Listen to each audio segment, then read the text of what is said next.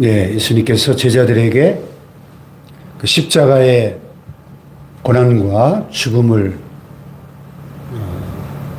예고하셨을 때 제자들이 이해하지 못했고, 베드로 같은 경우는 아주 적극적으로 항변하면서 뜯어 말리는 그런 반응을 나타내는데, 오늘 여기 본문에도 보면 예수님이 갈릴리로 지나가실 때 제자들을 가르치시고, 또 인자가 사람들의 손에 넘겨져 죽임을 당하고 죽은 지 3일 만에 살아나리라 것을 두 번째로 또 순환 예고를 하셨을 때 제자들은 이 말씀을 깨닫지도 못하고 묻기도 두려워했다 그랬습니다.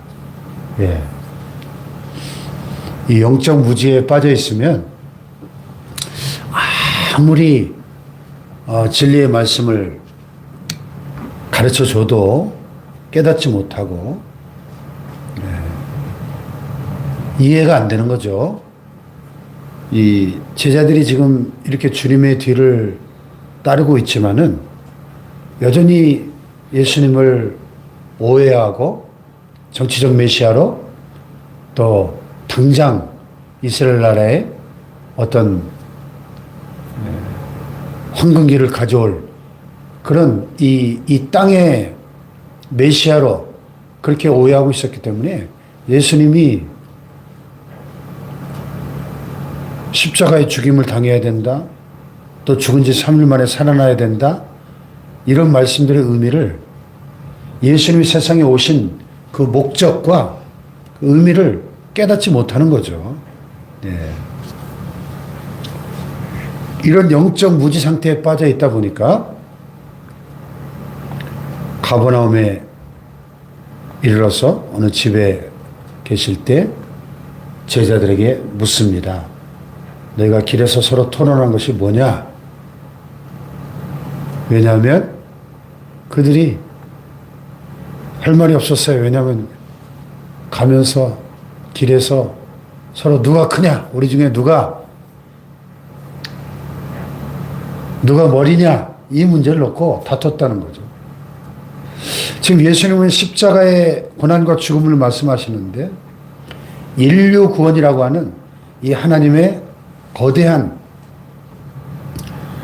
구속사의 큰 뜻을 말씀하시는데, 제자들은 지금 야, 우리 중에 누가 더 윗자리냐, 누가 1등이냐, 누가 머리가 돼야 되느냐, 이런 문제를 가지고 다투고 있었다는 겁니다.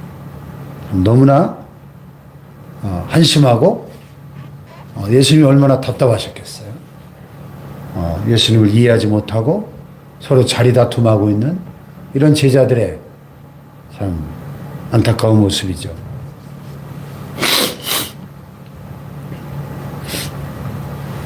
네. 그런데 이 제자들의 이 한심한 모습이 우리 가운데 우리의 모습을 보고 있는 것 같지 않습니까?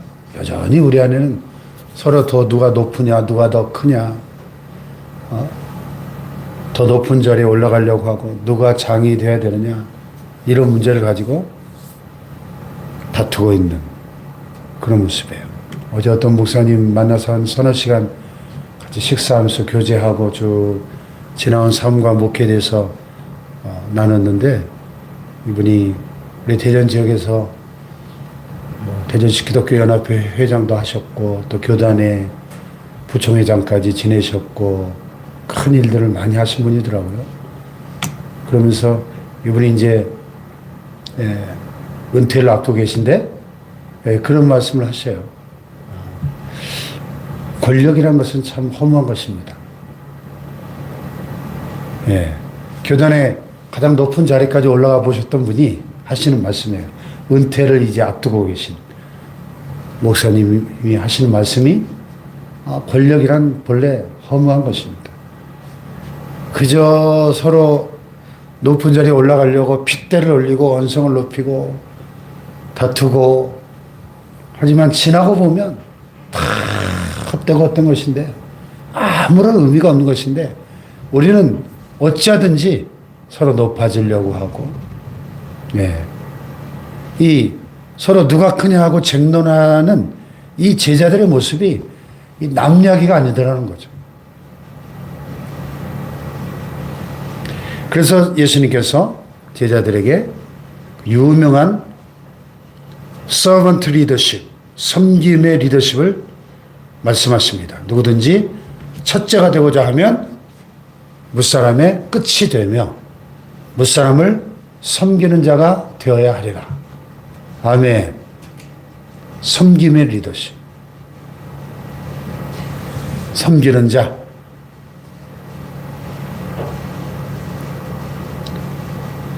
예수님 자신이 만왕의 왕이시고 하나님이신데 천한 종의 형체를 가지고 낮고 천한 사람의 모습으로 오셔서 그 제자들의 더러운 발을, 냄새나는 더러운 발을 세수대에다 물을 떠가지고 일일이 씻겨주시는 섬김의 본을 보이셨지 않습니까?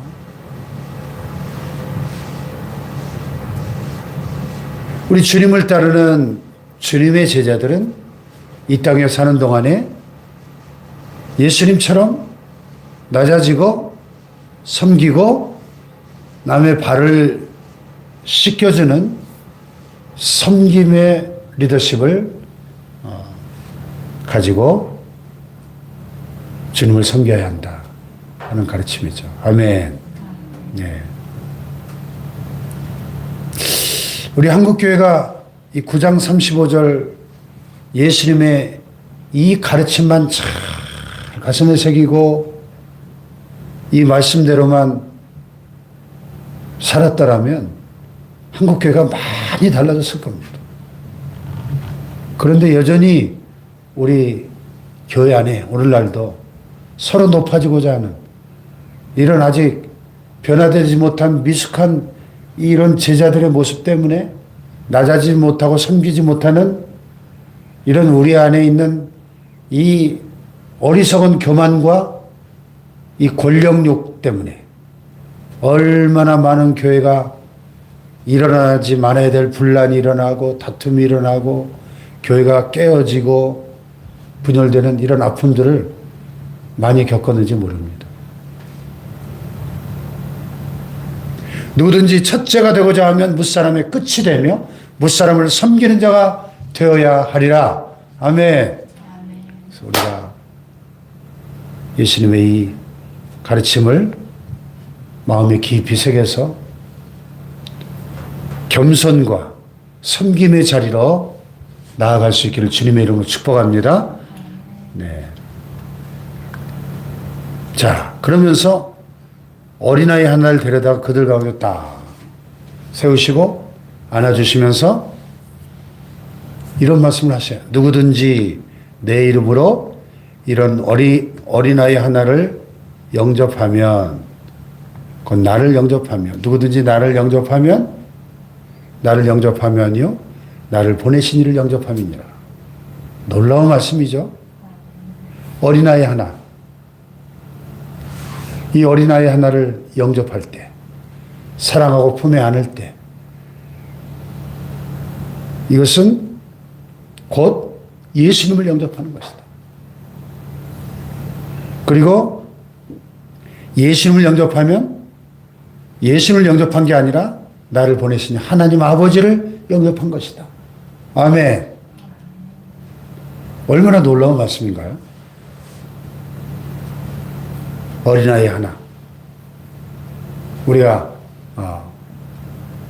하찮게 여기고 한참 아래로 내려다보고 있는 이 조그만 어린아이 하나.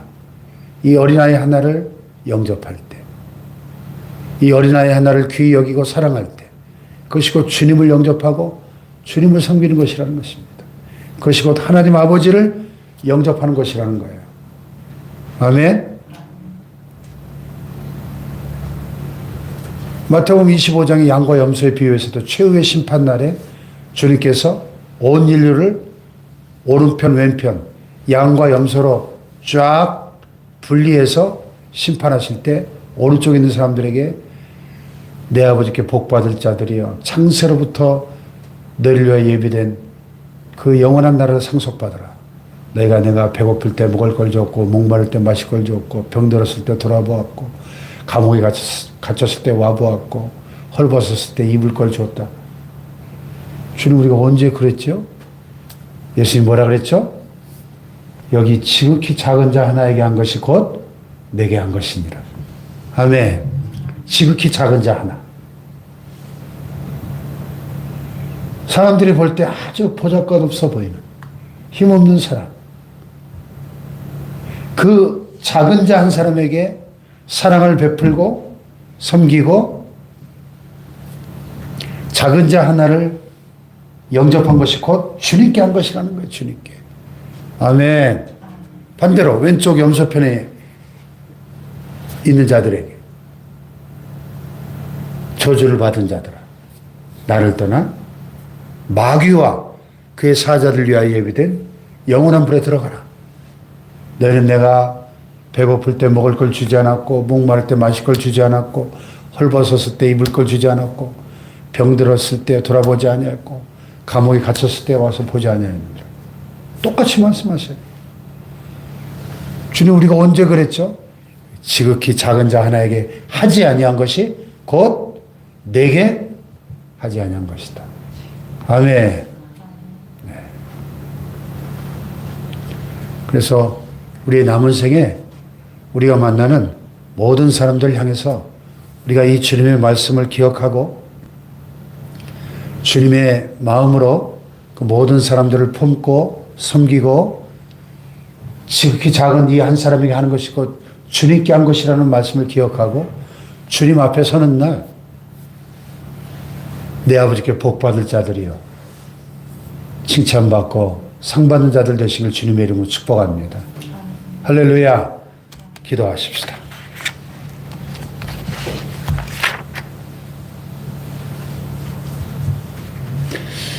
예수님은 섬김을 받으러 오신 것이 아니고 도리어 섬기려 하고 자기 목숨을 많은 사람의 대속물로 주기 위해 오셨다고 말씀하셨습니다. 겸손과 섬김과 희생의 아름다운 본을 보여주셨습니다. 주님 닮게 하여 주시옵소서. 겸손히 낮아지고 섬기는 자가 되게 하여 주옵소서. 주여 삼창 기도합니다.